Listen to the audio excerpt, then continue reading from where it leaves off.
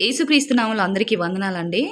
ఈరోజు అపోస్తలుడైన పౌలు రోమీలకు రాసిన పత్రికలో రెండో అధ్యాయము ఒకటో వచనం చదువుకుందామండి.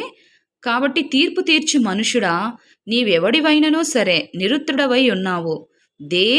దేని విషయంలో ఎదుటివానికి తీర్పు తీర్చుచున్నావో దాని విషయంలో నీవే నేరస్తుడవని తీర్పు తీర్చుకొనుచున్నావు. ఏలయనగా తీర్పు తీర్చు నీవును అట్టి కార్యములనే చేయుచున్నావు కావా.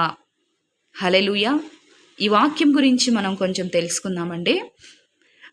ఇద్దరు భార్యాభర్తలు ఉంటే భర్త ఏమంటున్నాడంటే తన ఆలోచనలు సరిగ్గా లేవు, తన ఇష్టానుసారమైన జీవితాన్ని జీవిస్తూ తన భార్యని అంటున్నాడు, నా భార్య మంచిది కాదండి అని.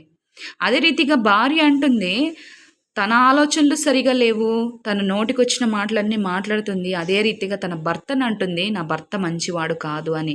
అది ఏ విషయానికి వస్తుందంటే ఈ వాక్యము వారి జీవితంలో ఉంటుందండి. మనము దేవుడు ఏం సెలవిచ్చి ఉన్నాడంటే, నిన్ను వలె నీ పొరుగు వారిని ప్రేమించమన్నాడు. అంతేగాని ఇతరులకు తీర్పు తీర్చే అధికారము, మన పొరుగు వారికి తీర్పు తీర్చే అధికారం మనకు లేదు. ఒకవేళ మనము తీర్పు తీర్చినట్టయితే ఆ తీర్పు మన మీదికే వస్తుందని దేవుడు మాట్లాడుతున్నాడు. కాబట్టి ఈ వాక్యము మన హృదయంలో ఉంచుకొని మన జీవితాల్ని సరిచేసుకుందాము. ఆమేన్.